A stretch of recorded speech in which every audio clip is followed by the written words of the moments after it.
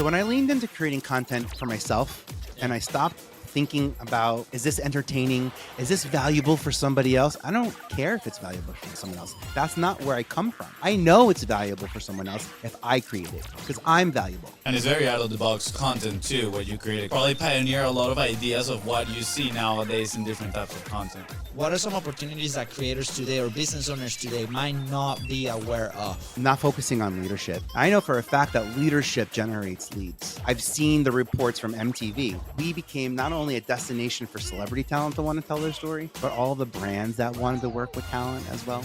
Like, I think you're probably one of the most authentic people that I've seen or met online. It's a polarizing thing to say, but I believe that we're guaranteed tomorrow. I wouldn't be here today if I didn't believe I'm promised tomorrow. I'm willing to bet my life on it because the day I get it wrong, I'm not going to be around to find out. Let's go. Bam, all the sounds, baby. Let's go. I love it. Hey, the time of this recording is Friday at 3 p.m. We need to be hyped up. I know, it's a not time to record. It's a special time to record. It's a special time. I like that. I know, I had to, while I was saying the intro, I was like, I'm not feeling myself. I gotta like scooch over to the edge of the seat, lean into the mic. But to fall apart.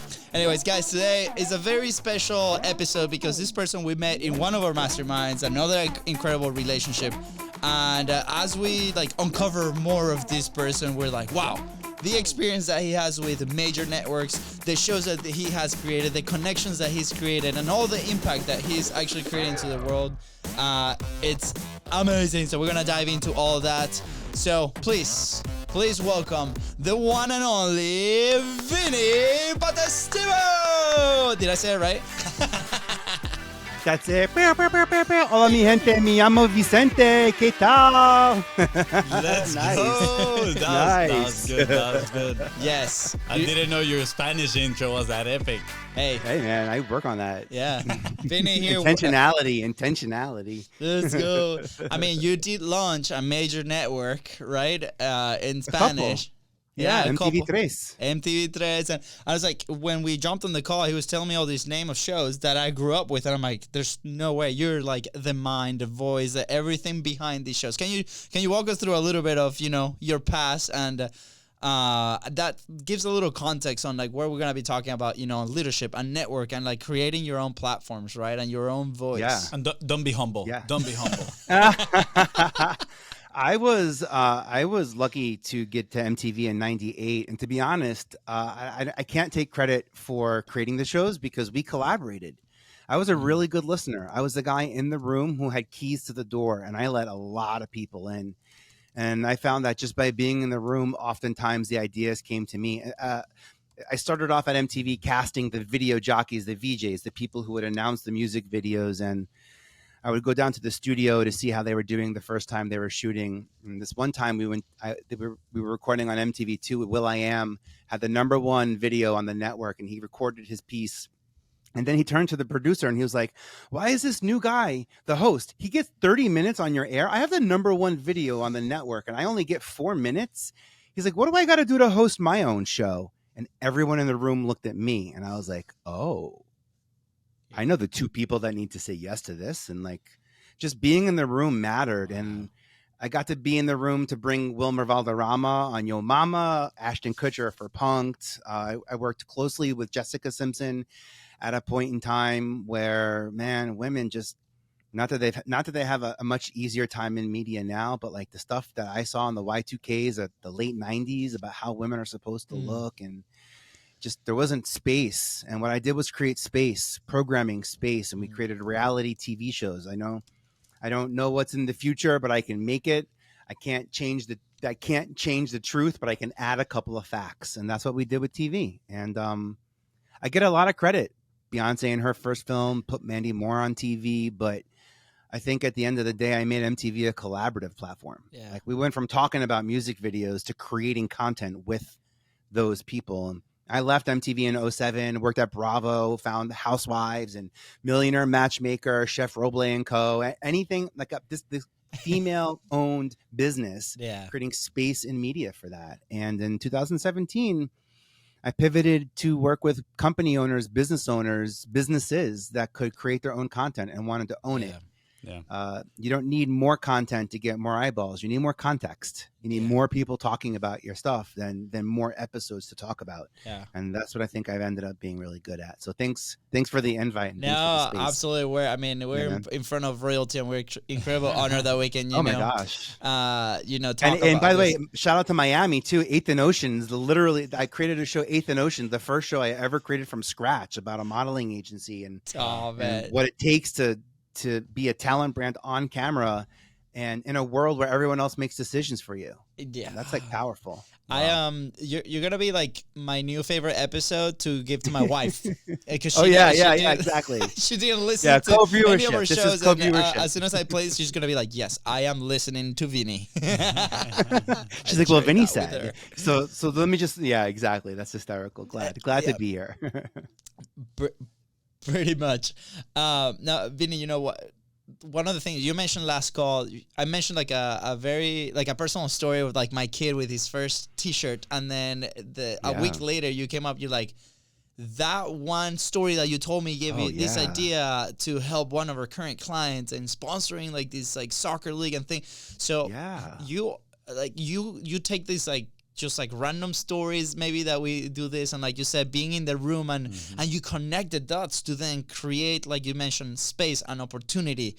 And I relate a lot with that, maybe at a very much smaller level, but when we started our podcast, right, and this is something that we share with everybody that comes to the studio, it's initially we try to fit into somebody else's box or into somebody else's like structure, right? And it wasn't until we decided to do our own thing and create our own space and create our own like conversations that really everything started to flow and move forward and like create that initial momentum, right? It didn't come until after years of trying to fit into those boxes, right? So for you, I mean, you've had years in experience, especially with, traditional media, TV, cable, and now obviously here in digital media, you integrate a ton of those pieces together. Did it always come natural to you, or were you always like against the grain? Like always like, I want to really create this for X group or for me, or like, I feel like it's like a fire right inside of us when we try to create our own thing. And it's very out of the box content too, what you created, because I feel like at that time that was not the norm, and definitely probably pioneer a lot of ideas of what you see nowadays in different types of content. I mean, look, it takes a lot of trauma to get, you got to be bit by a radioactive spider to have superhero powers. So, my childhood is laced with trauma, and I'm the oldest of 6. My parents were the oldest of their family, and I have 6 aunts and uncles on one side and 4 on the other. So I tend to be the oldest cousin, which meant that I had a sort of like a different relationship with my grandmother and my aunts and uncles than the rest of my cousins did. So I could tell a story, the same exact story. Just, omit a couple of facts when I'm talking to grandma and add a couple of more facts when I'm talking to my sister, Nikki. And I learned that, it's possible to tell the truth and not tell the whole truth and still be aligned with the facts. Yeah. Also, as a gay man in the 90s, I was not represented in media. I would turn on television, and I know a lot of people can relate to this. There was not representation, and there was not enough channels to have enough representation of the diversity that is out there. So I turned on late night TV show one day and it was Howard Stern. And I said, there I am. I'm finally represented and there I am. Howard Stern has this producer. Her name is Robin Quivers.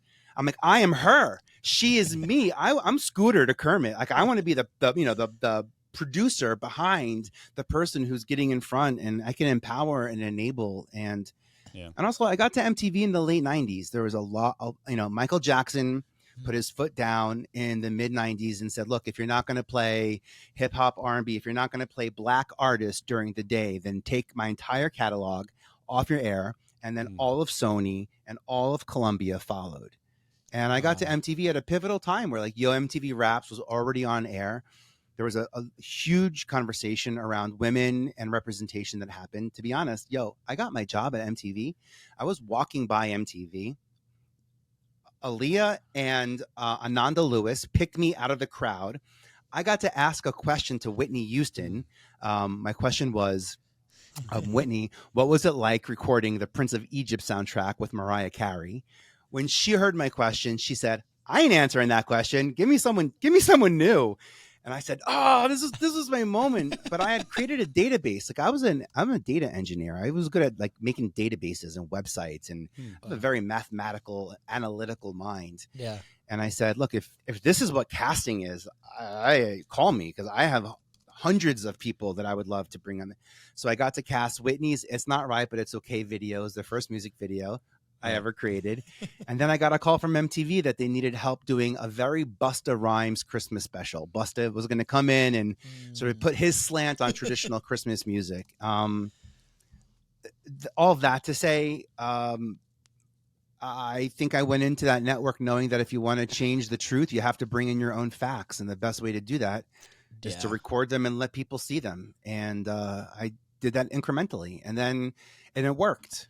Not because of me, but because of the partnership and the collaboration and the energy that people brought. The Osbournes, who said, when Sharon Osbourne pitched the Osbournes to MTV, she said, I want to do The Real World Meets the Osbourne. It was supposed to be a cooking show, by the way, because Ozzy loved cooking.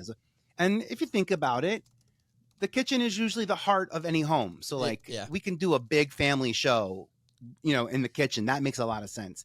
But MTV said, no one knows who Ozzy Osbourne is anymore. If anything, they know him as the guy who bit the bat head off, So it's a pass. We're not going to do it. We booked Kelly and Jack on Cribs.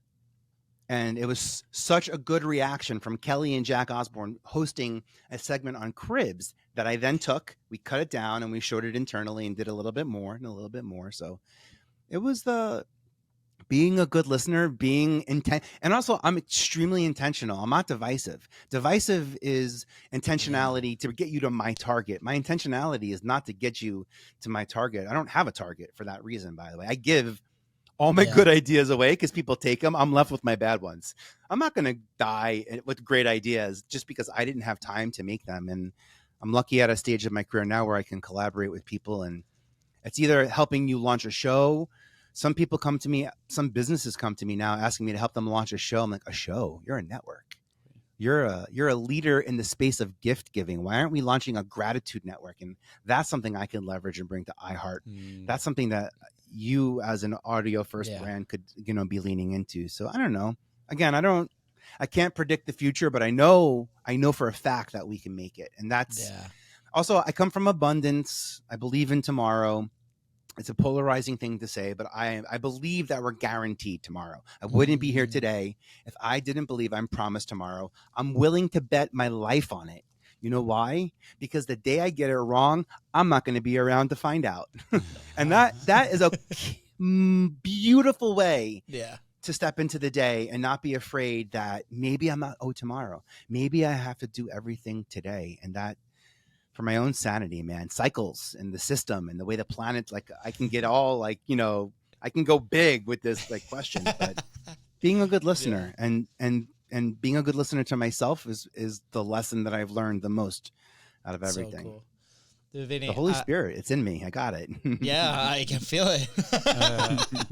I love it. I think every Wednesday we jump on those calls. I think that's noticeable, right? And in the past, we've received a lot of feedback on our energy, right? And we have been very jealous and preserving that energy that might be transmitted in these conversations or with people outside. And I think, being more aware of that for any creator or any business owner, right? We talk about leadership and what it means to be the leader. And a lot of it is there as well. I want to tie down obviously the network and the opportunities that you see, because most of the creators or the conversations around this world of podcasting or stuff, it might be very limited to the Spotify's or the Apple Podcast or even YouTube, but you see it and you take it to a whole new level, right? You see that opportunity and be like, why don't we just build a network? Why don't we this opportunity is way bigger than what you're seeing right here. So what are some opportunities maybe for creators? And we talk about being the leader of your organization, and how can you bring opportunities to your business, to your community, right? And that means maybe creating your own network or attaching yourself to a big community. what are some opportunities that creators today or business owners today might not be aware of that you see every single day providing opportunities? I would say not focusing on leadership. I think I'll bring it back to MTV for a second because we talked about that brand for a minute. Yeah. MTV was a TV network when I got there, a cable network, a music cable network when I got there. It became a leader in pop culture programming because we listened and collaborated with the people. Mm-hmm. We built a stage and we invited other people's voices on the stage and we gave them permanent residency. We gave them space. And we didn't try to brand them as ours. Johnny Knoxville isn't seen as MTV talent. Ashton Kutcher isn't seen as MTV talent, but everyone knows they had a big moment on MTV that got them where they are. I know for a fact that leadership generates leads. I know that because I've seen the reports from MTV. And by being a leader in the space, we became not only a destination for celebrity talent to want to tell their story, but all the brands that wanted to work with talent as well. And I did it at Bravo and I did it at LinkedIn thereafter. So leadership to me generates more leads than if I were to focus on creating leads for the sake of being a leader in a category. I think people get it, and I understand. I'm not going to say they get it twisted or they get it wrong. Look, the earth is round. If you walk east long enough, you'll end up west. If you walk west long enough, you'll end up, it's round. So I got to be very mindful. This is where my abundance mindset comes from. But if I can be a leader in the space, then when I get to where I want, when I get those inbound leads, then they're coming to me for a much bigger reason than something transactional. So I love LinkedIn for that purpose. That number one reason why I love LinkedIn is because there's no other platform that builds leadership than LinkedIn. Instagram is great for education and it's great for entertainment. And I'm not going to knock either forms of content, but the truth is entertainment matters because of the ads that are inside of it. So there's programming that we make in a half hour, 23 minutes of content that we make you watch so that you can watch the 7 minute of ads. Yeah. And entertainment is about consumption. We want you to complete the entire course because you need to know everything before you take action. I am about inspiration. I want you to stop listening right now. Go do what you got to do. And then know that when you come back, we're going to pick up right where you left off. Like to me, I'd rather inspire you now to lean into the greatness, to see something and take a stab at it and go for it because you know what's coming tomorrow. And I set myself up today for what I want to have happen tomorrow and also for the people who are around me. So for me, I feel like a lot of people create leads to get to leadership. And I'm really focused on creating leadership, authority, authenticity. It's such a smoother ride when you could just be yourself. Like you guys early, you kicked off the episode by saying like when we were trying to be in everyone else's space, it was tough until we created our own space and we finally were allowed to see it and tell it and use the words. Because you know what you don't need in 2024? You don't need a casting director like me in the 1990s. To tap you on the shoulder at some concert to give you an opportunity to be discovered. You get to pick and choose where, how, when, what you're saying, who you're saying it with, like you're in charge of your discovery now because of the internet, because of these phones, because of podcasting, which is a form of intellectual property. Like a podcast is IP. You own, by the way, all those names that I just dropped earlier, they don't own those shows, but you guys own this show. Like, and there's a big reason why those names are coming into podcasting now. So that they can own their own shows. When you own your content, you own the ability to support your audience, support your community, choose the words that you use, get final say and edit. By the way, that's hard. That's like not going to happen especially in America, in the public, where most networks are like on the stock exchange and there's a fiduciary responsibility to stockholders to make money. It's not going to happen on the network level. And I'm really passionate about helping businesses and people be leaders in their spaces. And then the leads come in, trust me. Yeah. And then this way you're built and prepared and ready for those leads. Oh, yeah. I'm curious on when that shift happened for you, because obviously in your career before and, with all that collaboration, most of the content was entertaining content. But I'm curious if you had a moment in your life that you were like, you know what, rather than create something that is used strictly for consumption, I want to make this transition. Was there an event in your life that triggered that? Yeah, 2018, that's about 20 years into my professional media career when when I started seeing trends, not to call out any specific network, but like on Bravo with the Housewives, for example, where I started to see that the shows we were creating that were intended to support and elevate, amplify the women who were part of them, I saw it breaking their lives apart. I saw their characters falling apart, their relationships falling apart, all as a result of what made it the most entertaining. And networks weren't being fully responsible of the conversations they were starting. That's the number one issue in leadership. Anyone can start a conversation.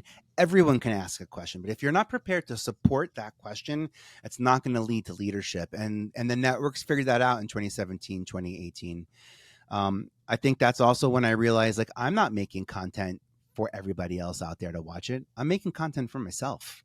I didn't want Bravo and MTV and A&E and NBC and CBS. I didn't want these networks calling me, telling me what type of woman or what type of person I can go. Now I'm allowed to go meet somebody because now this is what the show is about. You don't get to tell me who I get to meet anymore. Get out of here. We're all connected. Where we don't need the yellow pages anymore. You don't get to tell me who I get to use my special skill set for. Yeah. And I think that was a big pivoting point for me and realizing two things. One is I didn't want to get paid to be able to use what I loved doing most, which was this unique creative skill set that I created. That was like, I can find the best in people. Also, I can find the worst in people. And I'd be like, oh man, you're a horrible person. I'm going to send you right to Dear VH1. I've got one for you. Dear Bad Girls Club at Oxygen. You're going to love me for this. And like, I didn't like that product anymore. Why am I letting someone else who's ultimately letting advertisers dictate what that network wants? So ultimately, I get to go meet great people because like Axe body spray or, whatever Buick or whatever it is that decides that that's the audience that's important for them wants. And I really started seeing the fruit of my labor. I saw stars, gigantic stars being created from the small, tiny decisions that I was a part of. And then social media, for me, I just never really liked the idea of someone else telling me what I was allowed to create on my own for spare time, like on my own free time, because it's supposed to be social.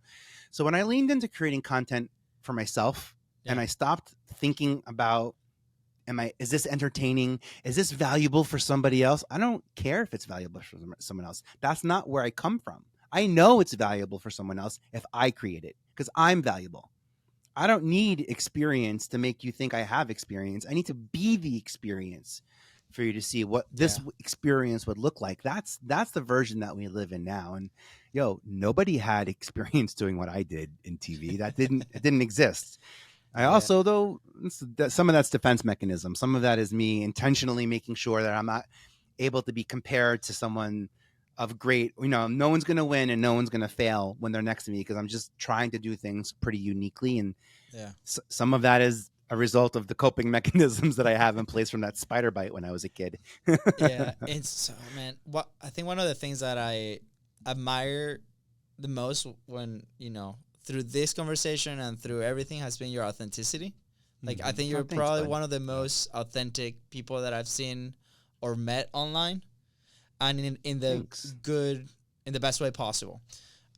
So that is probably one of the biggest friction points that we see with like newer creators coming into the space. We've had several people come to our studio excited about their vision, their thing, and then when the camera goes on, they turn into a different person, right? And it's like these blocks and things. So it's more of a personal growth element at that point.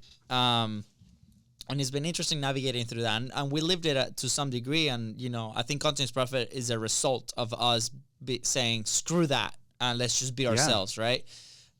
For you, did that come natural? Because it's a big element, right? At the end of the day, like if we're building a personal brand or if we're building a business and we're leading people, we have to be ourselves. If not, we're going to be exhausted and we're not going to be able to sustain that for a long period of time. So for you personally, it looks like you leaned into that authentic self like pretty early on, and you were able to develop that skill and show, and obviously everything that you've created so far reflects that.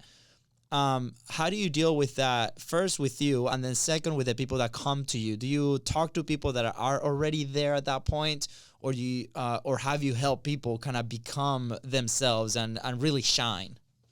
Oh yeah. Oh yeah, I mean I talk to everybody. That's like my my boss at MTV, Big Vinny. You're in the hallways way too much. I'm like, yeah, but did you know this department was doing this show, and I can help them bring in 5 more people. And I get sort of like I got to be the guy. There's like the hero. I got to be the guy that brings them these people because I spend so much time out there. Look, Yeah. in the early part of my life, my teens, I think a lot because of my sexuality and how I identified, it was sort of encouraged not to be myself. When I got to MTV and I learned from the Osbournes and I learned from Mandy Moore, a 15-year-old female who just knew how to pick up the mic and be herself. I learned from Kim Kardashian and her sisters who were in a stronger, better mindset when they were themselves, when they were a version of themselves on anybody else. I had access to Paris Hilton and Nicole Richie, people who pioneered, this reality TV world. And I know for a fact that if you showed up as yourself, you had a much healthier, better experience than if you tried to be something you weren't. Because I know a lot of shows and there's a lot of psychological support that comes along with that world as well. I know a lot of people who ended up needing that a lot earlier in their career. So I think I learned because I was surrounded, and also I kind of grew up at MTV. So like I learned, Beyonce, Ricky Martin. I'm trying to think of like Jennifer Lopez. Good, I will stop there. 3 people who just needed to do their own thing. No one asked them to come out with albums. They had to come up with albums themselves. No one told them what words to use. They just had to use words themselves. And in fact, they had to come out with albums so that people cared enough to get them on national TV shows so that they can stand up for our rights. Yeah. All 3 of those women, by the way, still can stand up for our rights. And like, I think I learned because I had a unique perspective into the pop culture world where if you were transparent, if you were authentic, if you were connected to the community that you serve, not to the audience you serve, right? So the community, the larger community that you serve, let the networks, the TV networks, the social networks, let them net out your audiences, the smaller audiences, a demographic. They talk about demos and how old is this and what percentage is female, what percentage identifies. That's an audience level. I learned to build community from so the 3 of like the strongest. I wish I was around when Taylor Swift was kicking off because I would love to have seen like the opposition she was confronted with. But these are strong women that, by the way, at every single point, Mandy, Jennifer Lopez, and Beyonce, all 3 of them were underdogs. All 3 of them were liabilities to music. When I cast Beyonce in Carmen and Hip Opera, we were literally told, "Are you sure?" Because like. Destiny's Child just broke up and we're not quite sure if that's going to work out. And Jennifer Lopez was part of a relationship with Diddy that didn't work out. And are you sure and Mandy Moore was always less than Britney Spears and less than, Christina Aguilar compared to who? Like what weird way are you looking at life? I'm not going to look.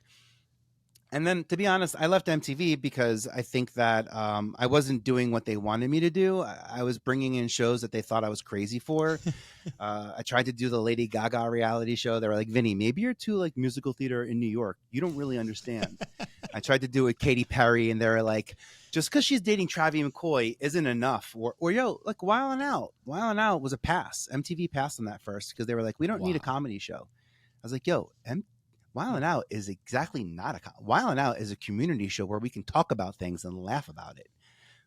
How are you missing the point of that? And by the way, I left in 2007. Wildin' Out gets canceled from MTV. Vine hits everyone's cell phones. Those little clips that really dug deep and were really funny and highly shareable start getting passed around. And then MTV2 sees the numbers and brings Wildin' Out back out. Wildin' Out, season 21, NAACP Outstanding Award for unscripted, of a structured reality show. The Challenge, still on air. Like this.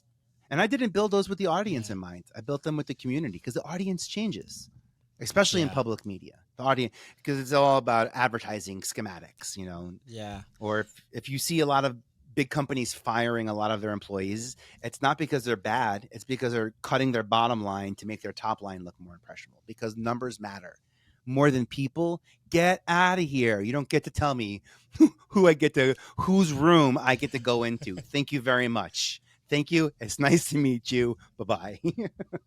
Yeah.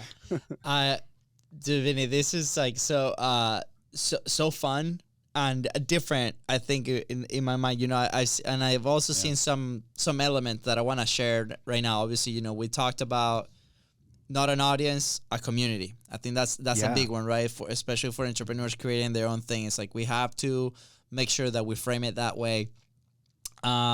Leadership creates the leads, not the leads create leadership, right? So how do we work on ourselves to be our authentic selves and put our message out there and creating our own space in able to do that? So I think this is a great introduction for like probably episode 1. There's so many other questions that we're probably going to have to bring you back, Vinnie, for I love it. Really dig deep into everything, because everything that I was writing here has been like follow-up question. So we might have to do a couple of follow-ups to this. Yeah, but I love the principles that you leave on, and I think you're showing the path to a lot of people that might be a little lost in it, and then the possibility, right? I think like even for ourselves, you open, you planted the seed of like think bigger, think way bigger, right? And we've thought about just the podcast or just the thing, but it's like it's more out there. It's like is an abundant where we can create the thing, especially in a space where we live in, and the people that we help. So I want to say thank you for that. And I also want to add, in the latest episode that we recorded, the guest shared that when you know who you're talking to and what problem you're solving, like it just becomes so easy to stay consistent, right? There's somebody that has been creating content online for about 14 years. And man, I can see that in you. You know who you have so much clarity on who you're helping and what problem you're trying to solve, that you're passionate. Like I can feel the energy. I'm thinking to myself, next episode I want to do it live. I want to. Cool. Energy is contagious, and I feel like that is gonna be absolutely amazing. So, really, I mean, I don't know what to say less than congrats. Because I feel like you have such a good purpose. You're so passionate about it, and you're definitely influencing so many people in that journey. So it's amazing. Thank you for that, by the way. I just thought of something as you were saying that, and it's there's this phrase that's out there: if you build it, they will come. Yep. You've heard of that. Yeah. So we're going to build a lot of things in our lives, right? And most people focus on the build part. Focus on the they, focus on the them, because those are the people that are going to be with you forever. And whatever you build will serve them if they come before whatever it is that you're building. And I think that's my mindset of community over audience. And bros, thank you so much for having me. I'm going to take you up on that offer to come back live for sure. Yes, let's go. Might have to go visit and share a Jeep ride or something. But yeah. Well, with that said, guys, I think like we're ready to wrap up. Vinny, is there anything else that you want to add before we head out?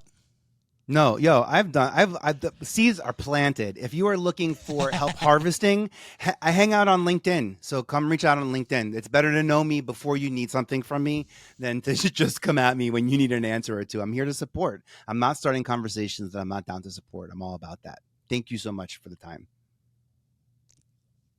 Sweet. Thank you, Vinny. Guys, with that said, thank you so much for tuning to the Content's Profit Podcast. Go ahead and follow the show in your favorite podcasting platform and on social media at BizBrosCo. That is right. If today you got motivated and inspired by Vinny here with us, please don't forget to share this episode and leave a 5-star review. See ya. Bye, guys.